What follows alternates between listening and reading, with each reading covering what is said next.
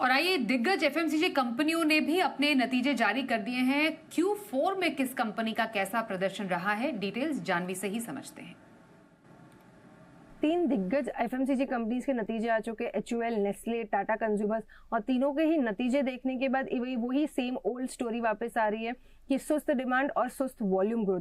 तीनों ही कंपनीज का अगर देखें तो ये काफी बड़ा हुआ है, और साथ में साथ तो तीनों ही कंपनीज के अगर मार्जिन्स देखें तो वहां पे गिरावट है। जो मैनेजमेंट की कमेंट्री है वो काफी कॉशियस है, जिसके चलते बाजार को ये एफएमसीजी सेक्टर का ये चीज पसंद नहीं है। और हमने देखा था कि नतीजों के बाद चाहे नेस्ले, एचयूएल हो, वहां ऊपरी स्तरों से फिसलते हुए दिखे।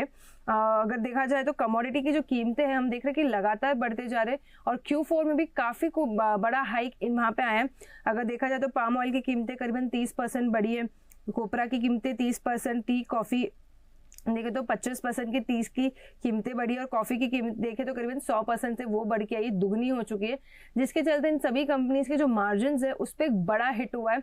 चाहे कंपनी कितने भी कॉस्ट एफिशिएंसी दिखा है, जो रेवेन्यू ग्रोथ के बावजूद हम देख रहे हैं कि इनके मार्जिन्स यहाँ तो सपाट रहे, यहाँ बड़ा कॉन्ट्रैक्शन वहां आया है। एचयूएल के देखे तो मार्जिन 22.8% के आए इस तिमाही में, पिछले साल इसी तिमाही में 23% के मार्जिन थे। नेस्ले के जो मार्जिन है वो 25.6 से घट के 25.2% पे आ चुके हैं। वही टाटा कंज्यूमर के जो मार्जिन देखे तो बड़ा कॉन्ट्रैक्शन हुआ है, क्योंकि टी कॉफी के जो दोनों प्राइसेस है वो काफी बढ़ चुके थे। 16% के मार्जिन घट के 13.5% पे आए।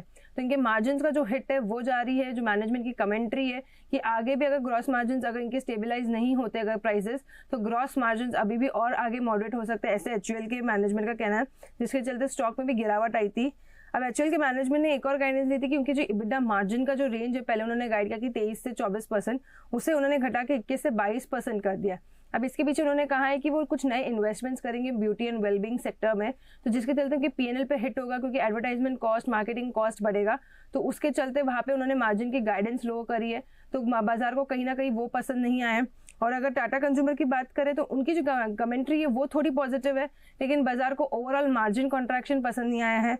लॉन्ग टर्म में डबल डिजिट रेवेन्यू ग्रोथ का अनुमान ये सब कंपनी लगा रही है। साथ साथ उनका कहना है कि अगर टी की जो कीमतें हैं अब आगे चल के अगर गिरती है तो और स्टेबलाइज होती है, तो कंपनी को अगले तिमाही से करीबन जो कंपनी का हिस्टोरिकल एवरेज मार्जिन है 15% का, वो वापस टच कर सकती है। तो ऑल इन ऑल देखे तो वीक डिमांड, साथ साथ जो डोमेस्टिक डिमांड, जो डोमेस्टिक वॉल्यूम ग्रोथ है उसमें सुस्ती बाजार को पसंद नहीं आ रही है।